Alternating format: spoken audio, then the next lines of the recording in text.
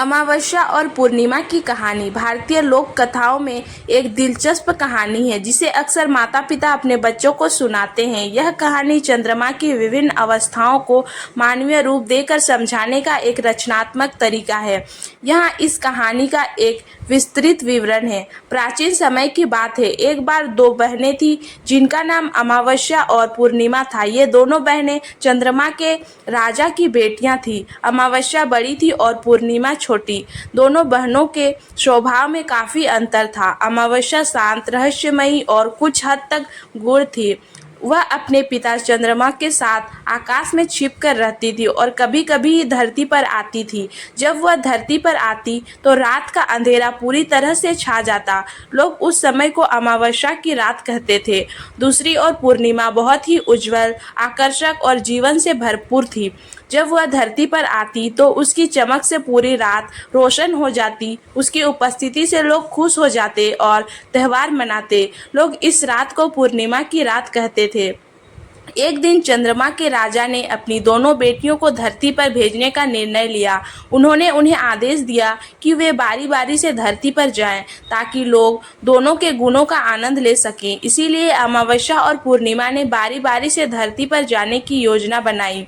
अमावस्या ने पहले धरती पर जाना शुरू किया। उसकी उपस्थिति में रात का अंधेरा घना हो जाता और लोग उसकी शांति और रहस्यमयता का आनंद लेते। इसके बाद पूर्णिमा की बारी आती और उसकी रोशनी से पूरी रात जगमग हो जाती। लोग उसके उजाले में खुशी मनाते और त्योहारों का आयोजन करते। इस तरह अमावस्या और पूर्णिमा बारी बारी से धरती पर आने लगी। उनकी इस क्रमबद्ध उपस्थिति से धरती पर चंद्रमा की विभिन्न अवस्थाओं का अनुभव किया जाने लगा। यह कहानी दर्शाती है कि जीवन में अंधकार और प्रकाश दोनों की ही अपनी अपनी महत्ता है।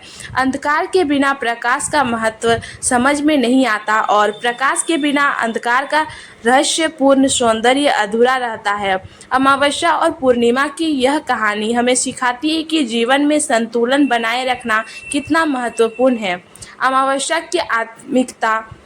अमावस्या को अक्सर आध्यात्मिक और रहस्यमय रात माना जाता है। इस रात में तंत्र साधना, ध्यान और आध्यात्मिक क्रियाकलाप अधिक प्रभावशाली माने जाते हैं। लोग इस रात को अपने मन की शांति और आत्मविश्लेषण के लिए उपयोग करते हैं। कई धार्मिक मान्यताओं में अमावस्या को पितरों, पूर्वजों की पूजा और तर्पण का दिन माना जाता है। पूर्णिमा के त्यौहार। पूर्णिमा की रात को कई प्रमुख भारतीय त्यौहार मनाए जाते हैं, जैसे कि गुरु पूर्णिमा। गुरु की महिमा को समर्पित यह दिन विशेष रूप से गुरु की पूजा और सम्मान के लिए मनाया जाता है। शरद पूर्णिमा। इस दिन चंद्रमा की किरणों में विशेष औषधीय गुण माने जाते हैं। लोग खीर बनाकर चांदनी में रखते हैं और बाद में उसे प्रसाद के रूप में ग्रहण करते हैं। होलिका दहन। फाल्गुन पूर्णिमा के दिन होलिका दहन होता है, जो होली का पर्व है।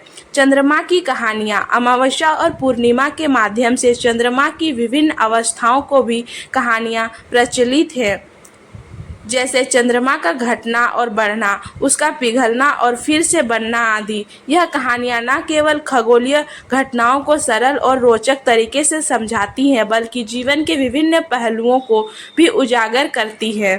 पारिवारिक संबंध।